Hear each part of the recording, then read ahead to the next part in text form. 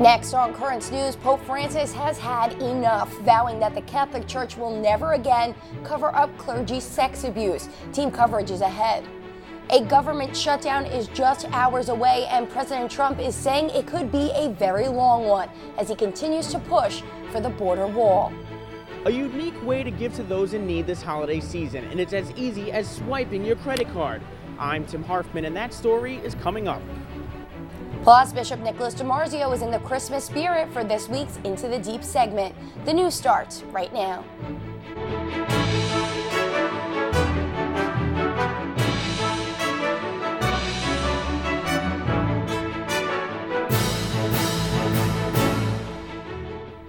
Hi, I'm Michelle Powers. Liz Faublas is off. Pope Francis talked tough today about clerical sex abuse, telling predator priests to turn themselves in. The crisis was the only topic in his big end-of-the-year speech. Melissa Butts reports from outside St. Peter's Basilica. Pope Francis spoke seriously to the Curia today, talking about the sex abuse scandal of the past year. He thanked the media for exposing it as abusers to turn themselves in, and vowed that the Catholic Church would never again cover up abuse.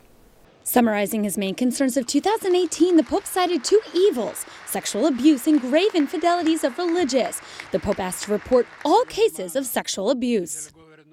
Anche se si trattasse di un solo caso di abuso, che rappresenta già per sé una mostruosità, la Chiesa chiede di non tacere e di portarlo oggettivamente alla luce, perché lo scandalo più grande in questa materia è quello di coprire la verità.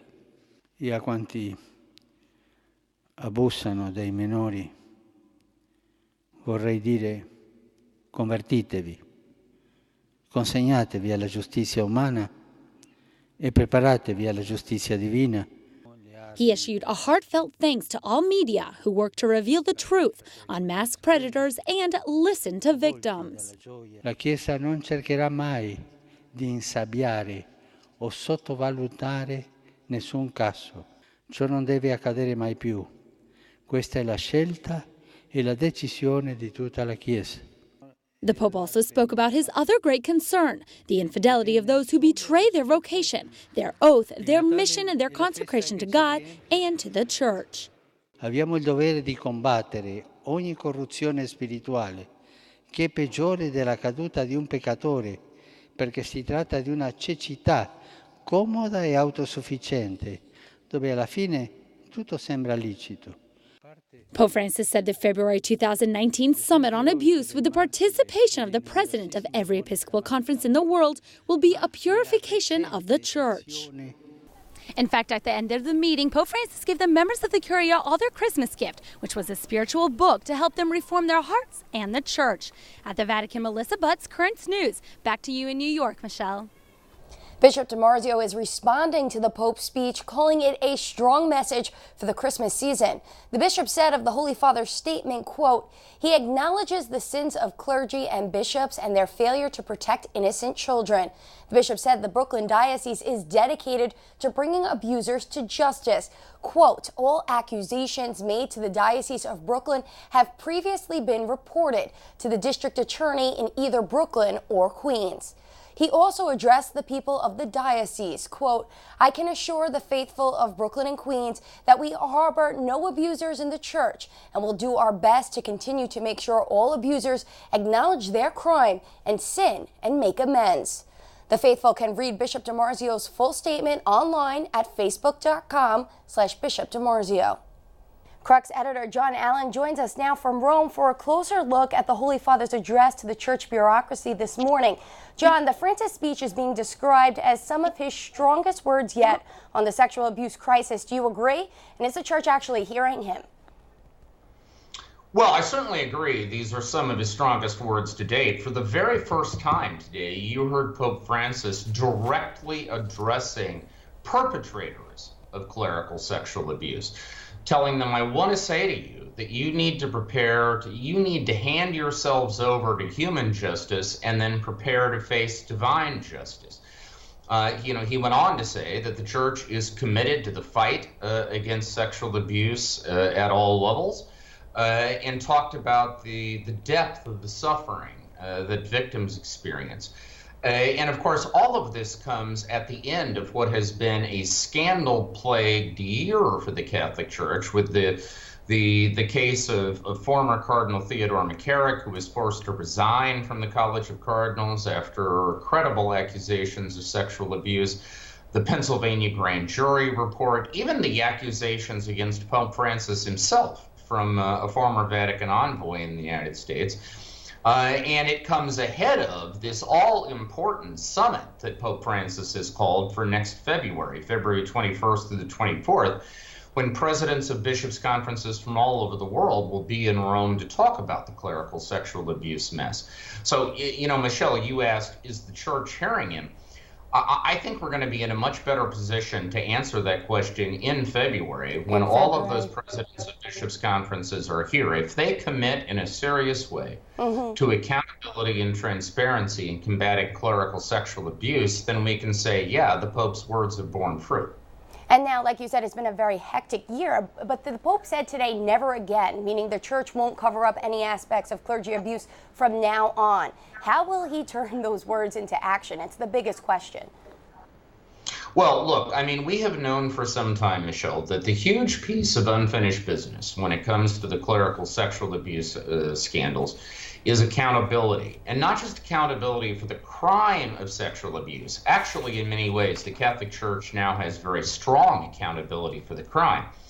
What we don't have is similar accountability for the cover-up. Bishops and other superiors who are made aware of sexual abuse and who fail to act. We have no system to hold those people accountable. If Pope Francis delivers that system, and if he uses this summit in February to announce that he's going to do so, then I think a lot of people would say, gosh, the Pope means what he says. If that piece of accountability, however, is not put into place, then I think a lot of people would say that this is all sound and fury signifying nothing. Last question, really quickly. Like you mentioned, the Pope is promising these major steps to prevent abuse that will emerge from the summit. What are they likely to be, John?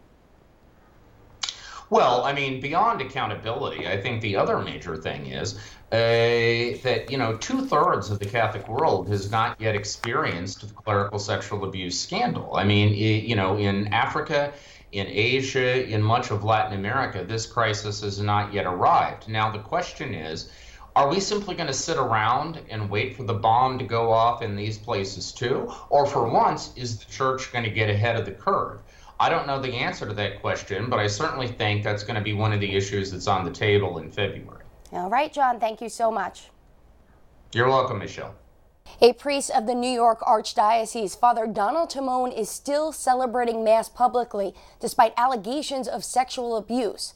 According to the New York Times, the Archdiocese, through its independent reconciliation and compensation program, paid out 2 settlements in 2017 after teenage boys accused the priest of sexually abusing them. The newspaper reported the Archdiocese maintains that Father Timone has been allowed to remain because the church itself did not rule on his fitness. That judgment was made by the separate church-sponsored reconciliation panel. A new investigation of the priest is being conducted by the Clergy Review Board. A former Pennsylvania diocesan priest sentenced to prison today. John Sweeney could spend up to 5 years in jail. He pled guilty to sexually assaulting a 10-year-old boy 2 decades ago. He must also register as a sex offender for the next 10 years. President Trump is warning that it could be a very long one, the shutdown of the government. It's now just hours away. Karen Kafa has the very latest. Chaos on Capitol Hill as an imminent government shutdown hurdles toward the holidays. We're totally prepared for a very long shutdown. President Trump sending Congress a clear message. He won't sign any funding bill unless it includes money to build a wall along the southern border. One way or the other, we're going to get a wall. We're going to get a barrier. Thursday night, House Republicans furiously worked to pass a stopgap spending bill, extending government funding until February and adding $5.7 billion for a wall. Friday morning, President Trump summoned Senate Republicans to the White House to talk strategy. Well, let's not end this year the way we began it, with another shutdown over the issue of illegal immigration. But it's unlikely the Senate will pass the measure. President Trump, you will not get your wall Abandon your shutdown strategy. If no deal is reached, funding for several key federal agencies, including the Departments of Homeland Security, Justice, and State, expires. It's really up to the Democrats, totally up to the Democrats as to whether or not we have a shutdown. President Trump, you own the shutdown. Now, about 420,000 American workers wait until the clock strikes midnight to find out if they'll work without pay until a resolution is reached. In Washington, Karen Kafa, Currents News. Justice Ruth Bader Ginsburg is recovering from surgery this morning at Memorial Sloan Kettering in New York City. According to a Supreme Court spokesperson, Justice Ginsburg underwent an operation for early-stage lung cancer. Doctors performed a lobectomy, removing one of the 5 lobes of the lung. Doctors are saying prospects are looking good for a full recovery for the 85-year-old. She hopes to be back on the court for the start of the next argument session in early January. There is bipartisan concern tonight over the resignation of Defense Secretary Jim Mattis. The general is leaving his post after sharply opposing President Trump's decision to pull U.S. combat troops out of Syria. He'll leave the Pentagon in February. Many Christian leaders in the war-ravaged country are also worried the soldiers are leaving. One priest, Father Emmanuel Yucana in northern Syria, said the withdrawal puts Christians at risk and could force them to flee again. And another U.S. military pullout could be in the works tonight. The Wall Street Journal is reporting the number of American soldiers in Afghanistan could soon be cut in half, with 7,000 troops brought home. The president will reportedly reveal the reduction in next year's State of the Union. Millions of Americans will be traveling for Christmas and the New Year, so many that AAA is calling it a record-breaking holiday rush. The organization estimates that upwards of 112 million people will fly, drive, or hit the rails. That's more than a third of the country, and the highest figure on record in the 17 years that AAA has been tracking holiday travel. There is a new way to celebrate the Lord's birth and give a present to others, and it doesn't matter that it's last minute. Currents News' Tim Harfman discovered just how to do it. These vending machines don't accept change, but they will change lives. I said help 100 children get the polio vaccine, so I think that's really cool. I just bought someone a cow. They're called giving machines, stocked with pictures of essentials for those in need, both here in New York and in third world countries. The effort, a collaboration between humanitarian organizations, including UNICEF and Catholic charities in the Archdiocese of New York. Located near Lincoln Center on the corner of West 65th Street and Columbus Avenue, passerbys understand the importance of helping others this Christmas. It makes me really think about my needs versus the things that I'm paying for. I can't believe the things that other people need that I take advantage of every day. Prices range from $2 to $210. These 3 machines were installed the Tuesday after Thanksgiving, known as Giving Tuesday. So far, the vending machines have raised $1.4 million in goods. All you have to do is swipe your credit card, type in the item number, and watch the card drop. Similar machines are located in Utah, Arizona, London, and the Philippines. The most popular items: livestock, food, and eyeglasses. This woman bought a cow for $150. The cow can continually feed a family, it could feed a village, it will sustain a group of people. 8- and 9-year-olds Lucy and Giselle Fox are visiting from Virginia. They want to help less fortunate children this holiday season. I feel kind of bad for them because they don't have that much things, and so I wanted to give to them. People don't have toys, and some people do. Everyone should have toys. You can purchase items until New Year's Eve and share your pictures on social media using the hashtag #LightTheWorld. On the Upper West Side, Tim Harfman, Currents News. There's a lot more news headed your way, just in time for the season of giving. How some generous donations helped one Brooklyn Catholic school open a new lab. A church's nativity scene was left without its centerpiece right before Christmas, and it's not the first time. Bishop Nicholas DiMarzio is here, and he's spreading the Christmas cheer. And there's still time to make the Bright Christmas campaign a success. Bright Christmas is run by the tablet newspaper, and donations are distributed to parishes in need. No amount is too big or too small. Write your checks to Bright Christmas and send them to 1712 10th Avenue, Brooklyn, New York, 11215. We'll be right back.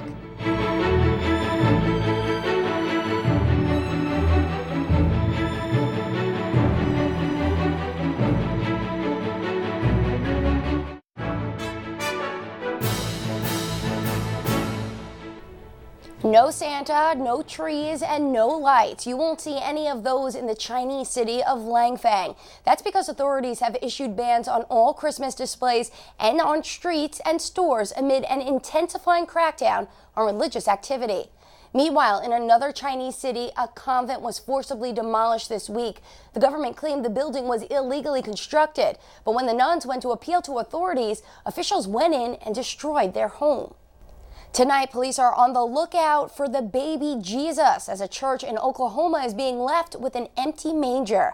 Just days after the First United Methodist Church set up its full-size nativity, the infant was stolen, and the thieves didn't stop there. A few days later, the pastor noticed the manger was also missing.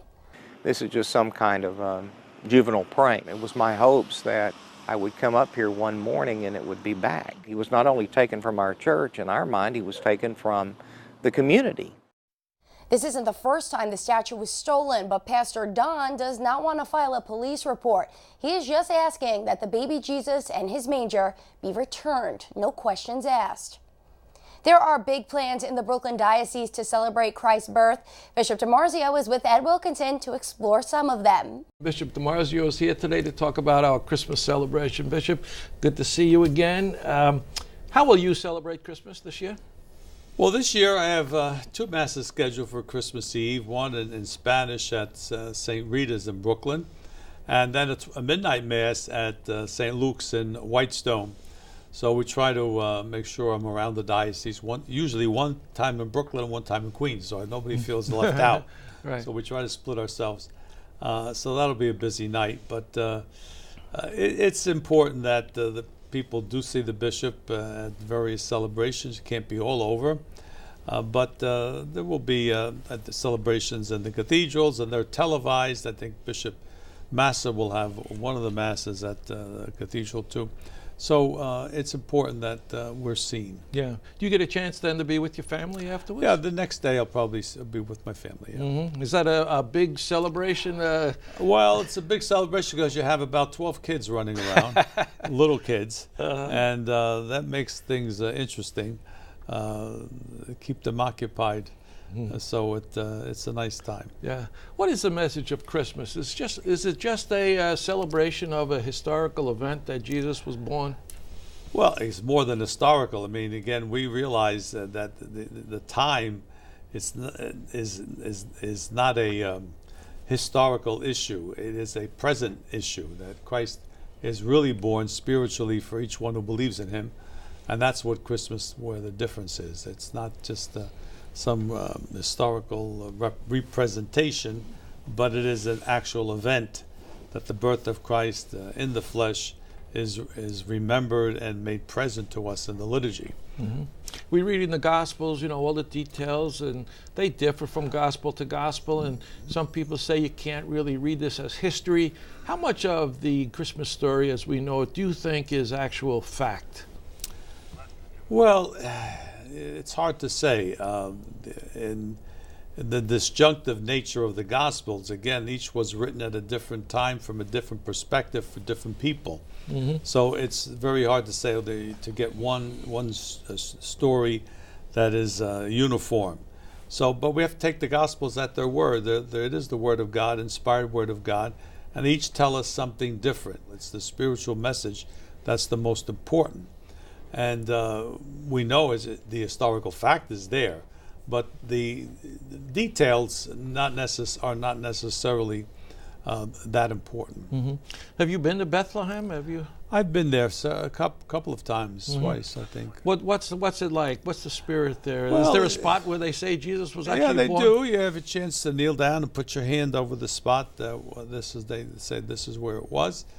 When I went to the Holy Land many times, about 3-4 times, the last time I really have read some books about the locations and saying that these really were the locations because they were preserved from the beginning with churches, with acts of devotion, even though there was a period of time when there were not too many Christians in the Holy Land during the Islamic takeover there.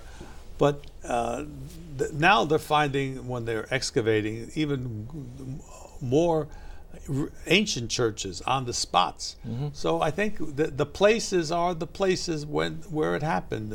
So that's a very enthusiastic to say, yes, this is where it happened, the physical spot where these events happened. Great. Bishop, I hope you have a very Merry Christmas. Thanks for being with us and for joining us every Friday all year long. Okay. And Merry Christmas to you. Thank you, Ed. Merry Christmas and a Happy New Year to you and Bishop DiMarzio. A bill that will give women access to abortion for the first time in the history of Ireland has been signed into law by the country's president, Michael Higgins. In a controversial May referendum, voters in the historically Catholic country opted by a margin of 2-1 to lift the country's constitutional protection of the right to life of an unborn child. The new abortion law takes effect January 1st. St. Athanasius Catholic Academy has a brand new state-of-the-art STEM lab that could rival some universities. And it's all thanks to the generous donations of a community. Current News' Emily Druby has the story from Bensonhurst. Whatever letter it starts with. Students at St. Athanasius Catholic Academy have a new STEM lab to learn in. We can interact with the smartboard with the iPads, and we have more room to work. This STEM lab, which stands for Science, Technology, Engineering, and Math, is in a modular building adjacent to the school. It has items like robots that help students learn to code, 3D printers, and iPads. During a ribbon cutting and blessing, we ask you to bless this STEM lab of the new lab, Monsignor David Casado, the pastor of St. Athanasius Church, explained the STEM lab was possible because of generous donors. This was not through some grant. The money came from our own savings. We had a very big card party at El Carib in April. We did very well at that. We had money from that, and we had a very strong donation of services by Mr. HOLZER. Especially one local man. Jimmy said, oh, I'll put the electricity in, and he did it as a donation to the school. And then it was a distance about 5 feet that the kids had to walk outside to the modular, and then he created this whole new space where the kids don't go outside at all and they stay within the building. School officials estimate his contribution at tens of thousands of dollars. We try to help the neighborhood and help the people. It's an amazing thing. It's just amazing for us, really. You know, we did it just because we wanted to do it, not for any recognition, or that's who we are. Students are grateful to the school and donors for the new interactive place to learn. The children have not stopped talking about it, and they get so involved in their own learning, and that's the key. In Bensonhurst, Emily Druby, Currents News.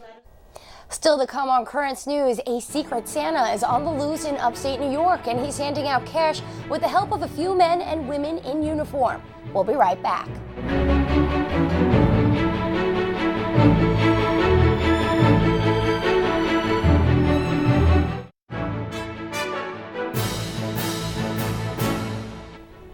A wealthy Secret Santa is traveling the country handing out holiday cheer in the form of $100 bills.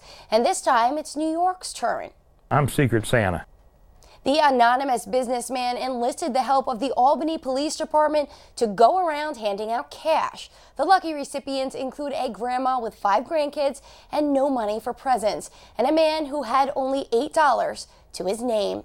Albany can light up the world by random acts of kindness. For everything you do, be a lot of jewels in your crown someday, my friend. Thank you, my friend. The Secret Santa even visited a school where he handed each kid $20 to be spent on others. That is Currents News. I'm Michelle Powers. We'll be on Christmas break next week, returning on January 2nd, ready to report because we are putting your faith in the news. From all of us here at Currents, we wish you a very Merry Christmas and a happy and healthy New Year. Good night, everyone.